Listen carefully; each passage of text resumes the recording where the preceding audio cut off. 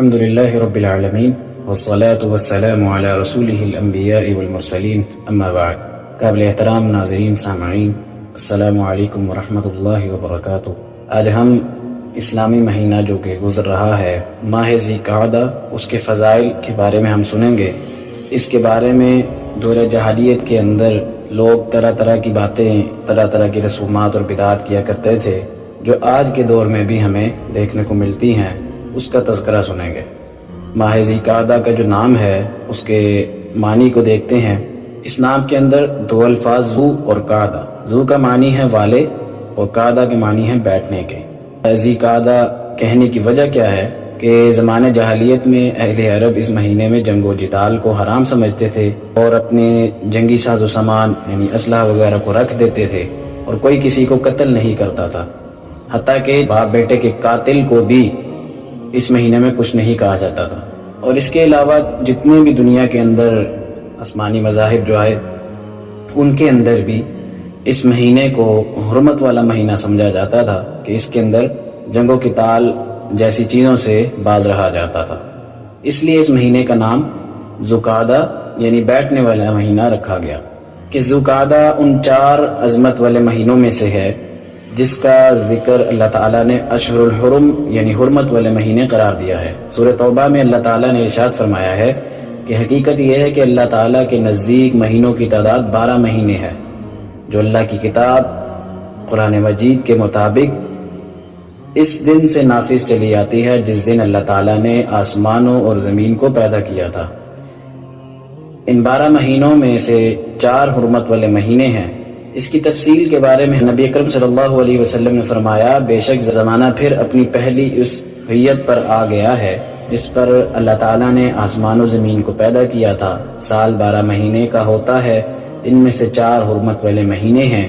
3 تو لگاتار یعنی ذی القعدہ، ذو الحجہ، محرم اور چوتھا رجب جو جمادی الثانی اور شعبان کے درمیان میں آتا ہے. ان مہینوں کو حرمت والا مہینہ 2 معنی کے اعتبار سے کہا گیا. ایک اس لیے کہ ان میں قتل و قتال حرام ہے، دوسرا اس لیے کہ یہ مہینے متبرک اور واجب الاحترام ہیں، ان میں عبادات کا ثواب زیادہ ملتا ہے. ماہ ذی القعدہ حج کی تیاری کا دوسرا مہینہ ہے. اللہ تعالیٰ کا ارشاد ہے حج کے مہینے طے شدہ اور معلوم ہیں، اور علماء کرام کا اس پر اجماع ہے کہ حج کے جو مہینے ہیں وہ 3 ہیں جن میں سے پہلا شوال اور دوسرا ذی القعدہ اور تیسرا ذی الحجہ کے 10 دن ہیں. اور اس بارے میں صحابہ کرام اور اکثر تابعین کا یہی قول ہے.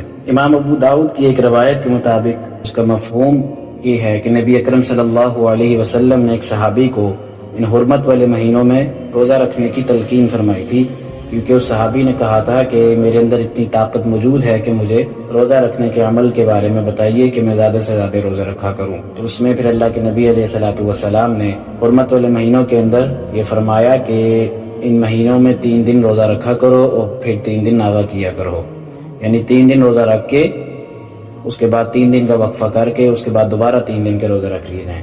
عبداللہ بن عمر رضی اللہ عنہ حرمت و عظمت والے 4 مہینوں یعنی ذی القعدہ، ذی الحجہ، محرم اور رجب میں روزے رکھا کرتے تھے. تو ایک ذکر آتا ہے حضرت موسیٰ علیہ السلام کے بارے میں کہ ماہ ذی القعدہ کے اندر موسیٰ علیہ السلام نے کوہ طور پر اعتکاف فرمایا تھا.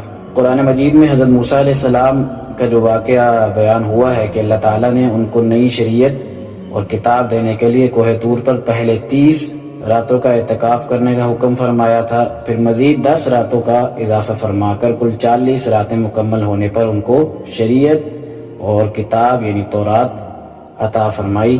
تو ان 40 راتوں کے بارے میں مفسرین نے لکھا ہے کہ یہ 40 راتیں ذی القعدہ کے پورے مہینے اور ذی الحجہ کے پہلے 10 دن تھے. ماہ ذی القعدہ کے متعلق بعض لوگوں کی جو جاہلانہ سوچ ہے کہ اس مہینے کو منحوس مہینہ سمجھنا اور خالی مہینہ کہنا کہ اس مہینے کے اندر عبادات وغیرہ کی کوئی فضیلت نہیں ہے.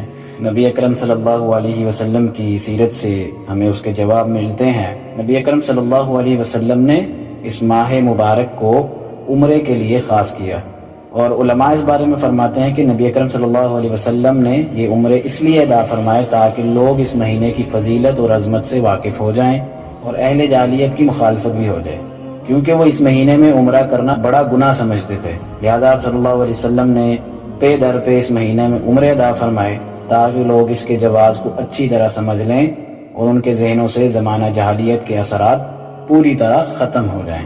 اور اسی طرح ماہ ذیقعدہ کو منحوس سمجھنا سخت غلطی ہے کہ بعض جہلاء ذیقعدہ کے مہینے کو خالی کا مہینہ کہتے ہیں۔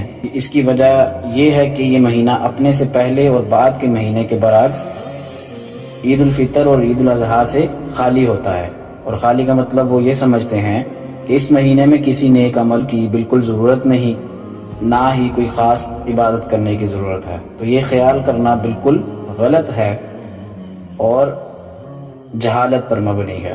اور اسی طرح بعض لوگوں کا یہ خیال بھی ہے کہ چونکہ یہ خالی مہینہ ہوتا ہے اس لیے اس مہینے میں نکاح اور شادی وغیرہ بھی نہیں کی جا سکتی۔ اس کی وجہ یہ ہے کہ کہیں وہ نکاح یا شادی جو ہے وہ خیر و برکت سے خالی نہ رہ جائے۔ اکثر دیکھنے میں آتا ہے لوگ ماہ شوال کے اندر جلدی جلدی شادیاں کر کے فارغ ہو جاتے ہیں تاکہ کہیں ذیقعدہ کا مہینہ شروع نہ ہو جائے۔